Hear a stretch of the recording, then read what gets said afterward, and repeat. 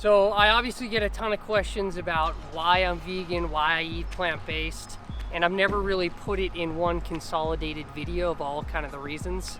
So that's what we're gonna do today. We're gonna make some stops along the way. And before we get going, I just wanna say I come in peace. You know, I don't care how you eat, how you live, I truly don't. This is judgment-free on my end.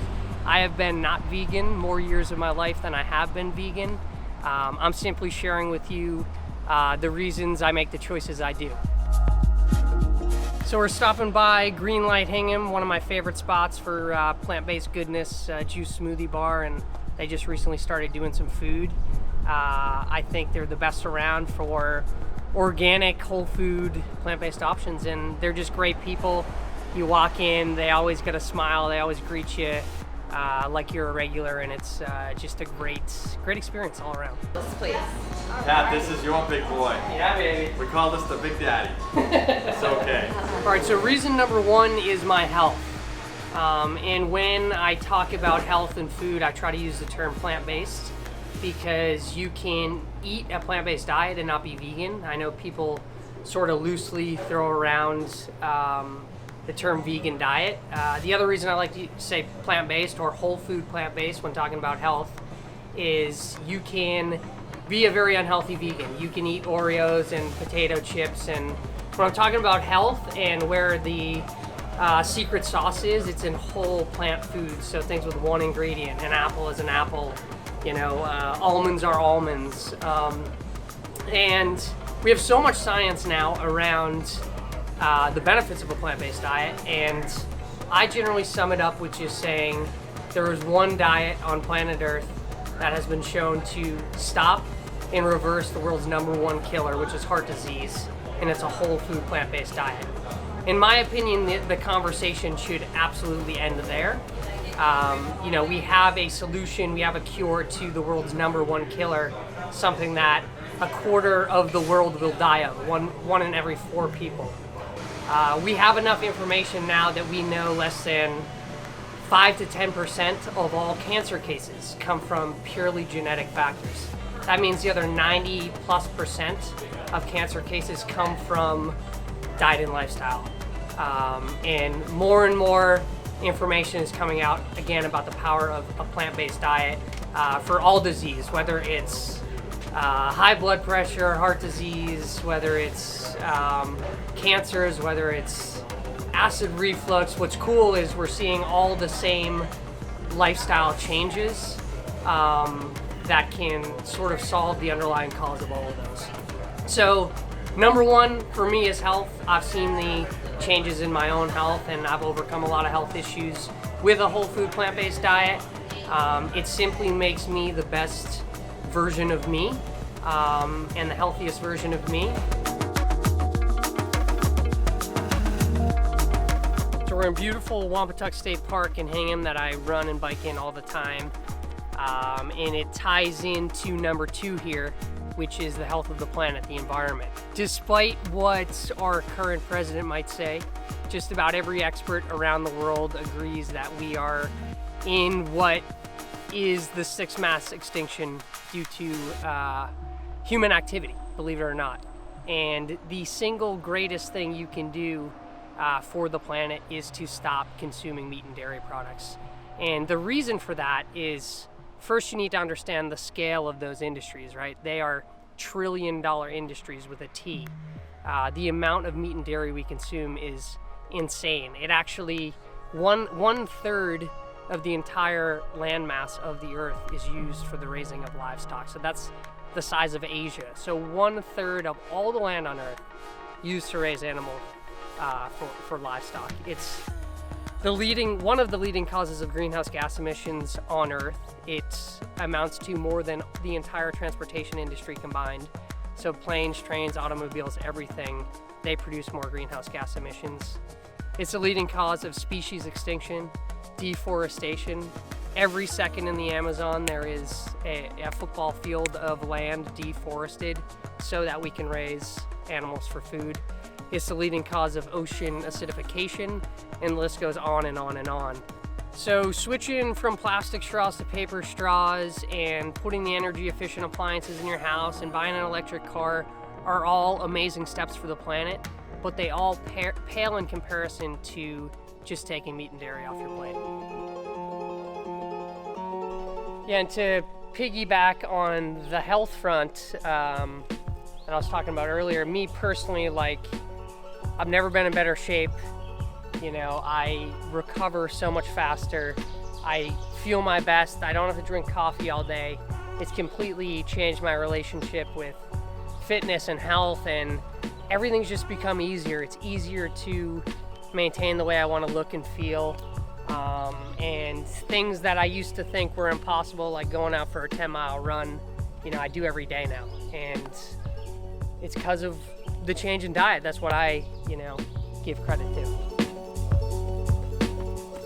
All right, so number 3 is animals, and this is sort of like the definition of vegan, and really the main reason why people go vegan. And it took me a while to make this connection to, you know, my food, to it actually being an animal. And for me, I could never get through like 30 seconds of a, you know, slaughterhouse video, you know, and I don't think most people can. Yet we turn a blind eye to that and we eat those animals, and there's no humane aspect of that. There's no moral aspect of what we do there. I mean, we kill billions a year. So I sort of ask myself, like, why do I get turned off when I see that stuff? Why do I, you know, when I see roadkill and blood and guts, why does that, as a human, freak me out? Why do I want to vomit when I see that stuff? So for me, that was like, hey, that's not food. And again, the connection took some time to make. But now that I have seen those videos and I know how, you know, our food gets to our plate, I just don't want to support it with my dollar. And the other sort of aspect of that is, why do we naturally all love animals? You know, we all have our best friends at home, our dogs, right? Why is it illegal to abuse or kick a dog, yet we kill millions of pigs and cows a day? When, you know, a pig is smarter than a dog, has a higher IQ, it'll walk with you, it'll wag its tail, it'll cuddle you in bed. So why is it acceptable to kill and eat one and adore the other? And just asking those questions, and for me, you know, the answer to those questions was, you know, it's not right to do that. And now I just, you know, I don't want to support you know, the mass slaughter of those animals, and it comes down to just voting with your dollar. And you know, these industries will go away if you don't support them. So I choose not to.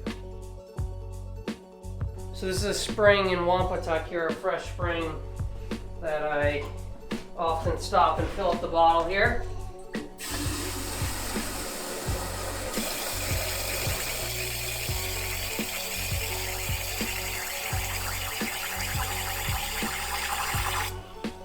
So the fact that I was able to just fill my water from a fresh spring kind of ties into the final one, number 4 here, which is human rights. And a lot of people think going vegan is all about animal rights, and I would argue it's also about human rights. And that's primarily because for every 1 human on the planet, we feed 10 animals. In the US, 70% of all the grain we produce, we feed to an animal. It takes a ton of resources and water to produce enough feed for an animal over the course of X amount of years to then kill it for food. Globally, we use about 1/3 of clean water on raising animals for food. So theoretically, if we grew food for humans and fed it to humans, you could end world hunger. And you know, with a growing population in a world where 1 in 7 people, you know, go to bed hungry, and about the same do not have access to clean water,